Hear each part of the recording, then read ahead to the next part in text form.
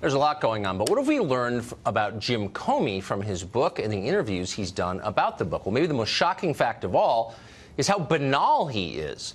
Comey ran the most powerful law enforcement agency in America. He was a central player in the last presidential election and in its aftermath ever since.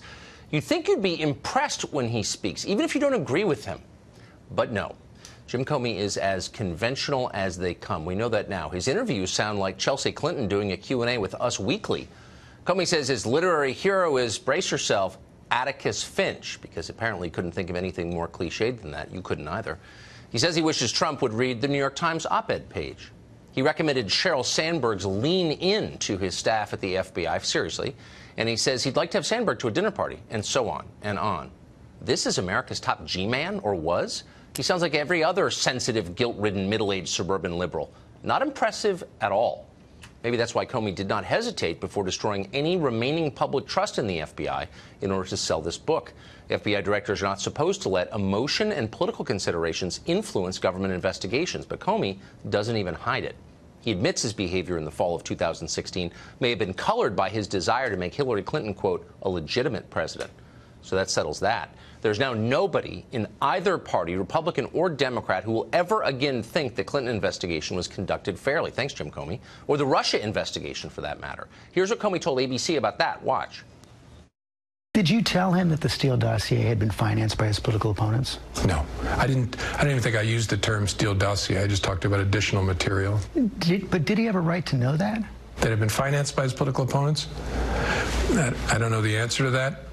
It wasn't necessary for my goal, which was to alert him that we had this information. Telling the truth, says Jim Comey, quote, wasn't necessary for my goal. Apparently it wasn't. Whatever else you think about Donald Trump or his administration or whatever, you ought to be happy that that guy, Jim Comey, is no longer running the FBI. Alan Dershowitz is a lawyer and professor emeritus at Harvard Law School, as well as author of Trumped Up, How Criminalization of Political Differences Endangers Democracy. We spoke to him just a minute ago. Professor, do the things that Comey has said and written since he left the FBI confirm the decision to fire him from the FBI? No, it should have been done much, much earlier. It should have been done on the day of the inauguration, and it should have reflected itself in the fact that nobody should ever have appointed him to be head of the FBI.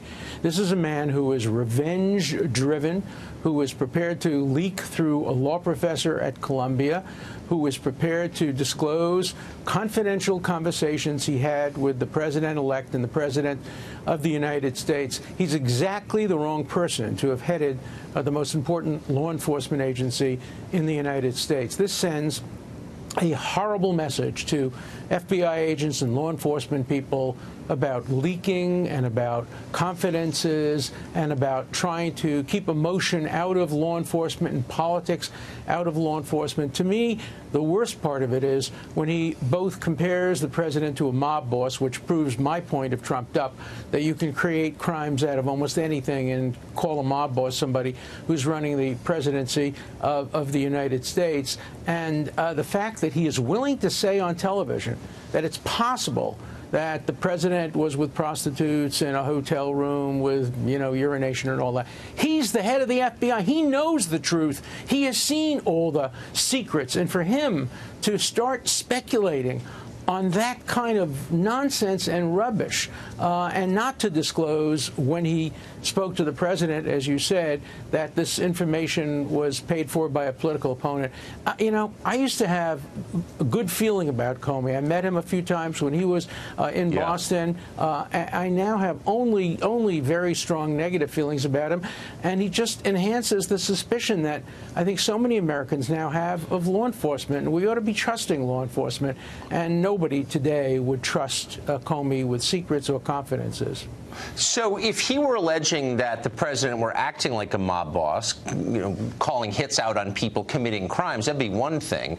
But he's in effect criticizing the way the president talks. He's from Queens. He does actually sound like a mob boss sometimes because he's from that part of the country. Hey, I'm from Brooklyn. Hey, exactly. Right. There you go. No, but that's the point, kind of. Should law enforcement officials be making comments like this at all. I mean, doesn't it detracts from the entire organization that they purportedly represent? And, you know, the idea of revealing these secrets, it's not 30 years later when he's writing for history the way Henry Kissinger has done and others have done.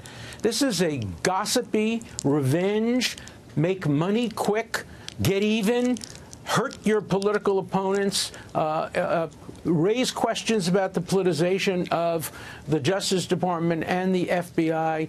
It's the worst possible book at the worst possible time for the worst possible reasons. You know, we hear a lot about corrupt motives that can't make a presidential act into a crime.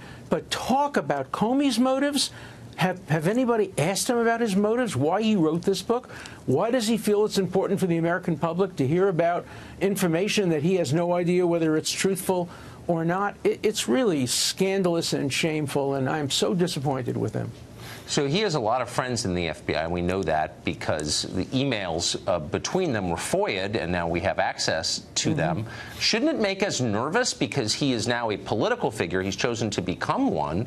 What about, you know, Americans who like Trump? Should they be worried about getting equal treatment from FBI officials who are sympathetic to Jim Comey?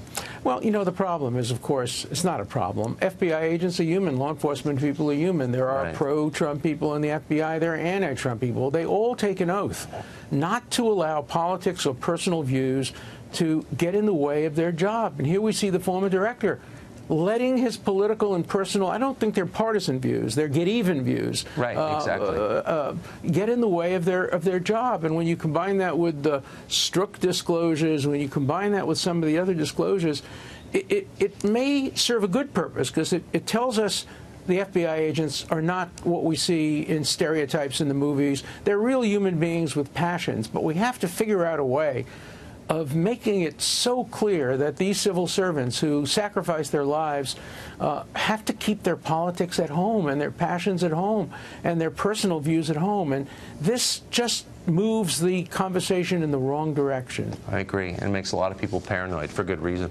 Professor, thank you for coming on. Great to see you.